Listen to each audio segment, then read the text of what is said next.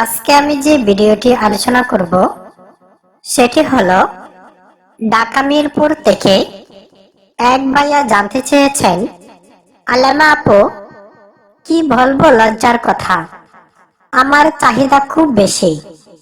এই কারণেই আমার স্ত্রীর যখন পিরিয়ড হয় তখনও আমি তার সাথে গর্ভাধার দিয়ে মিলন করতে চাই, কিন্তু আমার স্ত্রী এতে রাজি হয় না। দয়া করে জানাবেন কিভাবে আমি আমার এই চাহিদা মেটাইতে পারি হালাল উপায়ে, যাতে করে কোনো পাপ হবে না। ঠিকই বলেছেন প্রিয় যুবক ভাইয়েরা, আমি একটি টিপস দেব। আপনি যদি এই টিপস ফলো করে স্ত্রীর সাথে আপনার মনের আকাঙ্ক্ষা, প্রয়োজন মেটান এবং সেটা মাসিকেও, তাহলেও কোনো পাপ হবে না। তাহলে চলুন অল্প সময়ে জেনে নেই। প্রিয় যুবক ভাইয়েরা, প্রথমেই আমি জানতে চাই, আমি একজন নারী।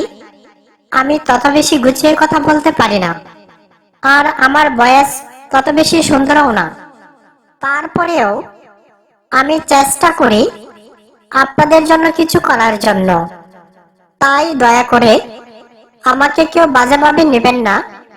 আপনাদের ছোট বোন মনে করে, মেয়ের মতো মনে করে আমাকে সাপোর্ট করবেন।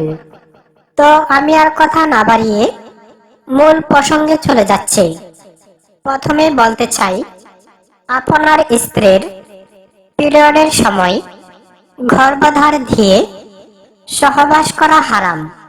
যারা মুসলমান আছেন, যারা কুরআন বিশ্বাস করেন, তাদের জন্যই।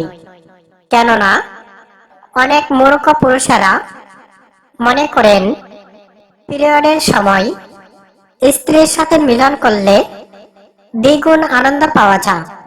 নাউজুবিল্লাহ। সূরা আল বাকারা 222 নম্বর আয়াতে এই বিষয়ে স্পষ্ট নিষেধাজ্ঞা রয়েছে। তবে আমি আপনাকে একটি পরামর্শ দিতে পারি।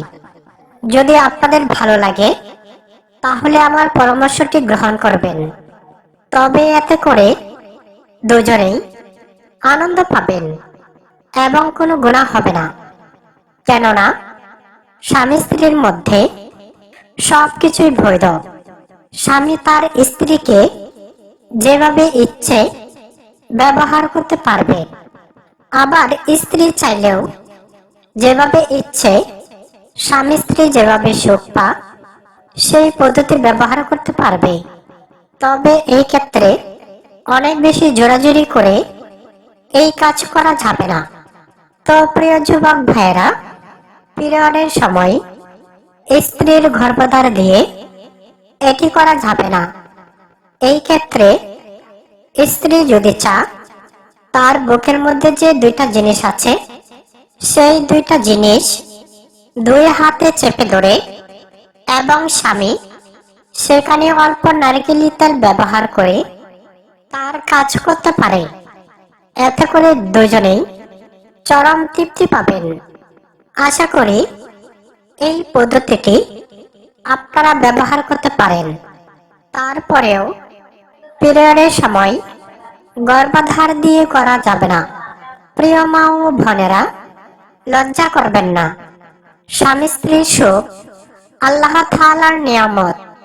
স্বামীকে খুশি করা স্ত্রীর কর্তব্য। এই জন্যই আমি আপনাদের বোন হিসাবে এই কৌশলটি শিখিয়ে দিলাম। আশা করি আপনারা বুঝতে পেরেছেন। এরপরেও যদি কোনো সমস্যা থাকে আমাকে কমেন্ট করবেন। আজকের ভিডিওটি এই পর্যন্তই। সকলকে ধন্যবাদ। আসসালামু আলাইকুম ওয়া রাহমাতুল্লাহি ওয়া বারাকাতুহু।